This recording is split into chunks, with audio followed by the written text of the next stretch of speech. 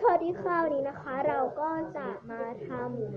รับคำท้านะคะมารับคำท้าจากเพื่อนนะคะชื่อว่าเดี๋ยวขอแป๊บนึงนะโอเคค่ะต่อนะคะก็จะมารับคำท้านะคะจากเพื่อนของเรานะคะให้มาเปรียบเทียบสกูชี่นะคะก็เปรียบเทียบคนที่ท้าจากมาก็คือคุณธิดาบางรังเลยค่ะคนนี้เลยก็เขาจะมาเปรียบเทียบนี้นะคะคือบันไดโศกกับสกูชี่บันที่ซื้อที่โรงเรียนทั่วไปค่ะคือบันไดโศกนะนี่คือบันไดโศกกับตัวนี้สโลมาเดี๋ยวเราจะแกะให้ดูกันนะคะนี่คือยังไม่ได้แกะเลยนะเพราะว่าแกะพร้อมๆกับทุกคนเลยเดี๋ยวค่ะ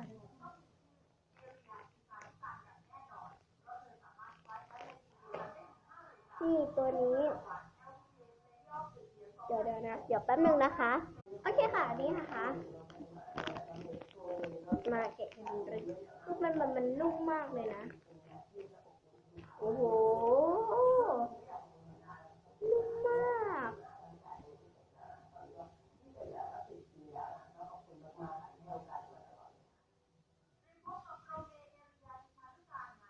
สโลมาเดี๋ยวจะมาลองเทียบนะคะจะมารับคำท้านะ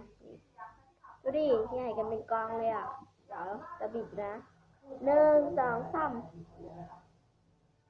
โอ้ยตัวนี้สโลตัวนี้สโลกว่านะคะมันคือบันอะไรไม่รู้อ่ะมันนุ่มกว่าตัวนี้อีกมันนุ่มกว่าตัวนี้ด้วยนะคะแล้วก็ถูกกว่าตัวนี้ด้วยนะเรื่องราคาถูกตั้งให้ตัวนี้ค่ะ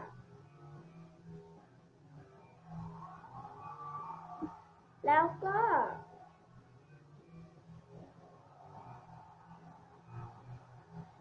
สกุชถ้าความแพ็กเกจนะคะแพ็กเกจสวยงามนั่นคือตัวนี้ค่ะเลือกให้ตัวนี้นะแล้วก็อีกความสโลนะคะต้องให้ตัวนี้ค่ะความนุ่มต้องให้ตัวนี้นะคะโลมาก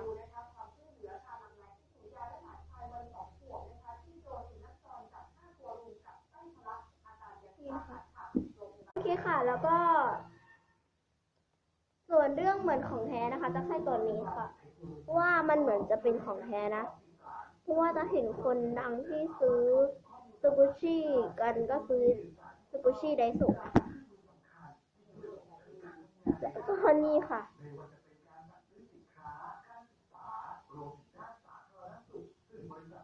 แต่น่ารักนะคะตั้งให้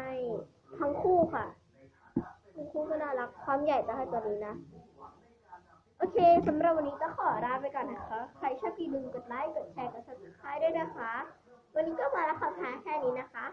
บ๊ายบาย